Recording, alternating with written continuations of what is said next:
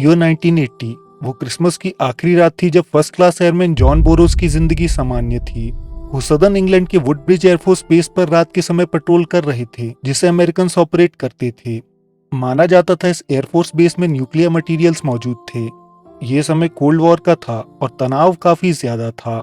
John Burroughs और उनके साथियों का काम था कि वो अपने लोगों और अपने देश की रक्षा करें। बोरोस ने रात को पेट्रोल करना शुरू किया ताकि वो किसी भी खतरे से सुरक्षित रह सकें। अचानक एक ब्राइट लाइट आसमान से नीचे उतरी, उसके बाद एक और। जॉन हैरानी से देखते रहे और वो लाइट्स बेस के चारों ओर जंगल में उतर गईं। जब वो क्रैश साइट की ओर जा रहे थे, उन्हें डर था शायद ये सोवियत्स का अटैक हो सकता है, लेकिन जल्द ही उन्हें पता चला कि वो सोवियत्स का अटैक नहीं था, बल्कि यूएफओस थे।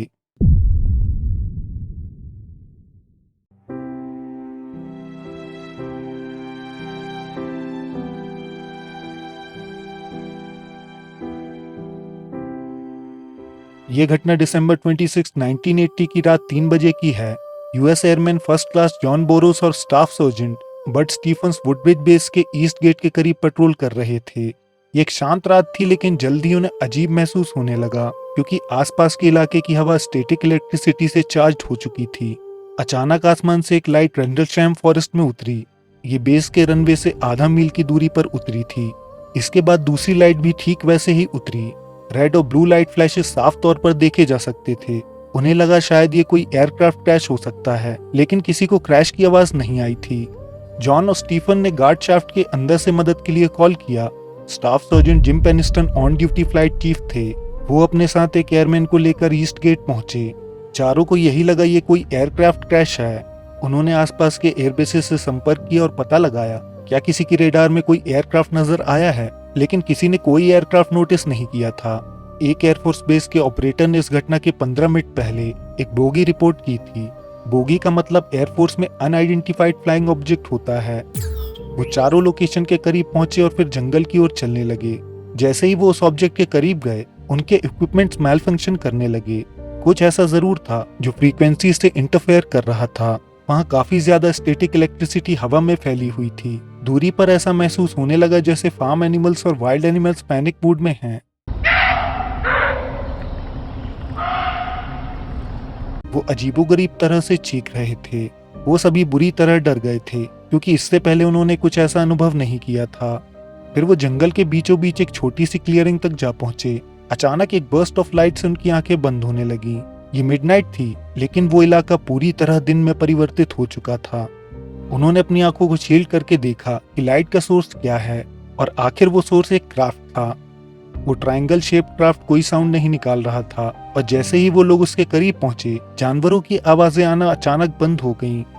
जब पेनिस्टन क्राफ्ट के करीब गए तो उन्हें साइड में एनग्रेव्ड सिंबल्स दिखाई दिए जो हायरोग्लिफिक्स की तरह दिखाई दे रहे थे। उन्होंने अपनी नोटबुक निकाली और जितनी डिटेल्स हो सकती थी नोट कर ली। कुछ मिनट्स के बाद वो क्राफ्ट धीरे धीरे ऊपर की ओर जाने लगा।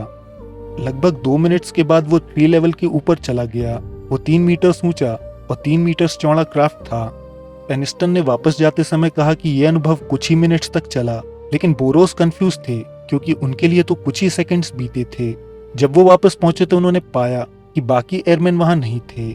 उन्हें देखकर बाकी 6 एयरमैन ने कंट्रोल में फोन किया और कहा कि बोरोस और पेनिस्टन सही सलामत मिल गए हैं। वो सभी घबराए हुए थे जैसे ये लोग गुम हो गए हों। वो दोनों कंफ्यूज थे क्योंकि वो तो बस रोड से कुछ ही मीटर्स दूर कुछ मिनट्स के लिए क्राफ्ट देखने गए थे, लेकिन बाकी लोगों के लिए 45 मिनट्स बीत चुके थे।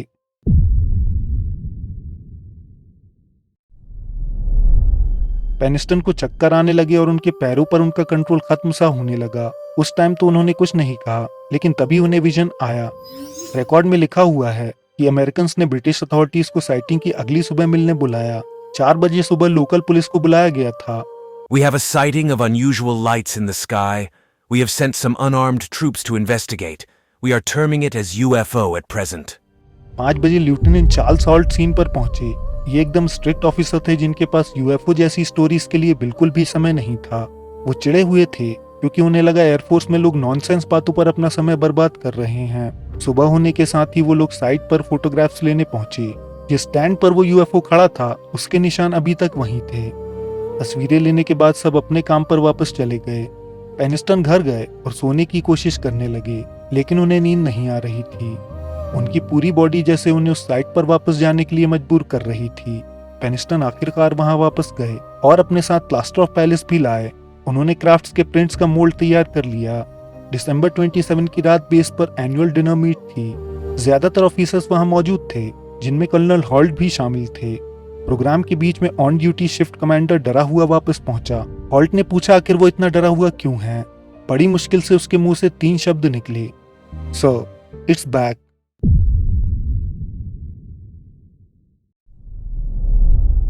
हॉल्ट ने एक टीम असेंबल की और साइट पर वापस इन्वेस्टिगेट करने पहुंचे। टीम हैंड हेल्ड कैमरास और लाइट लेकर पहुंची थी। हॉल्ट के पास अपना रिकॉर्डर था जिसका इस्तेमाल वो हर इन्वेस्टिगेशन में करते थे।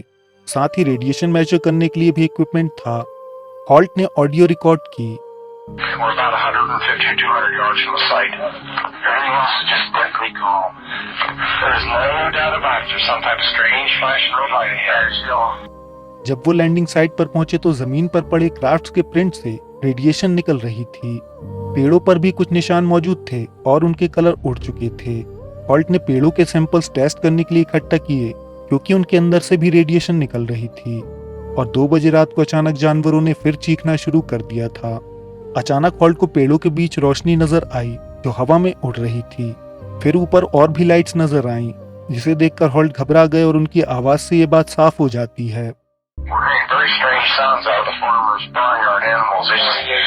They're very, very active, making a lot of noise. फिर हॉल्ट और भी पैनिक करने लगे क्योंकि एक लाइट बीम जमीन पर गिरी। वो लेजर की तरह थी। उन्हें लगा वो क्राफ्ट जमीन पर कुछ स्कैन कर रहे थे। पुलिस भी लगातार आई विटनेसेस की कॉल रिसीव कर रही थी जो स्ट्रेंज लाइट्स रिपोर्ट कर रहे थे। जैसे तेजी से वो यूएफओस आए थे उसी तरह वो तेजी से वापस भी चले गए। विटनेसेस के लिए यूएफओस कई सवाल छोड़ गए थे, लेकिन वो सवाल के अलावा कुछ और भी छोड़ गए थे।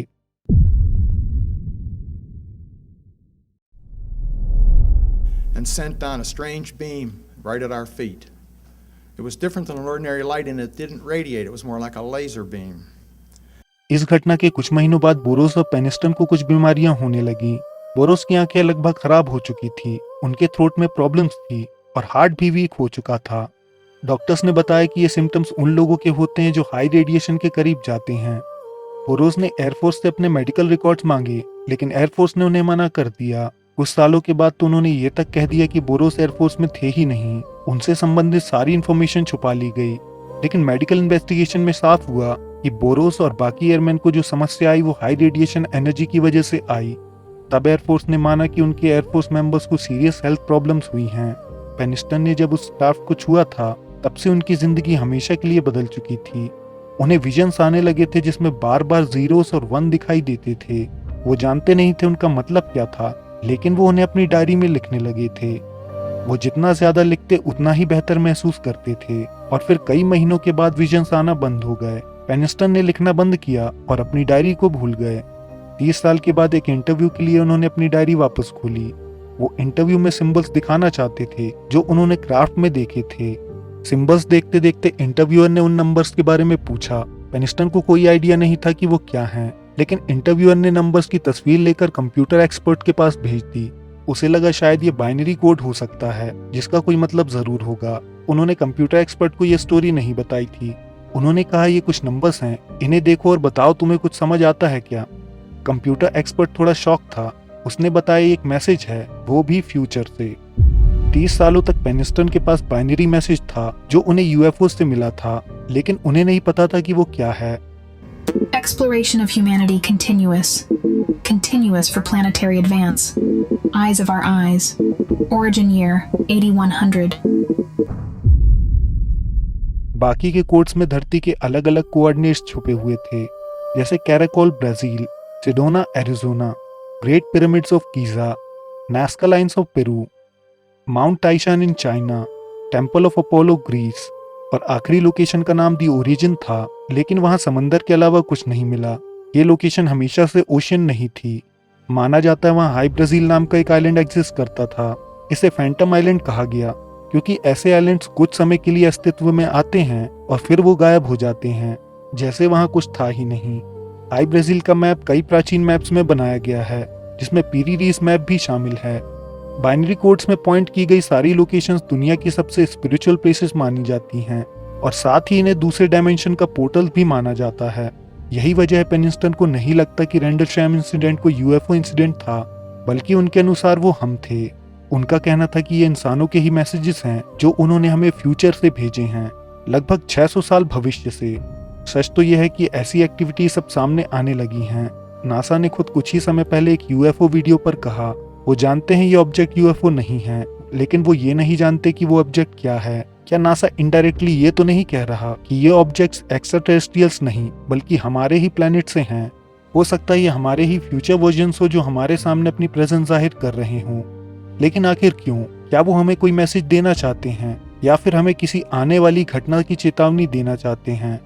अगर ऐसा है तो ये ऑब्जेक्ट्स एक्स्ट्राटेरेस्ट्रियल्स हों इसी में हमारी भलाई है, क्योंकि अगर वो यूएफओस हैं तो वो हमें ऐसे डिजास्टर के लिए वार्न कर रहे हैं जो आगे चलकर हो सकता है। लेकिन अगर ये फ्यूचर ह्यूमंस हैं तो वो जिस डिजास्टर से डरकर हमें वार्निंग दे रहे हैं वो ऑलरेडी घट चुका है।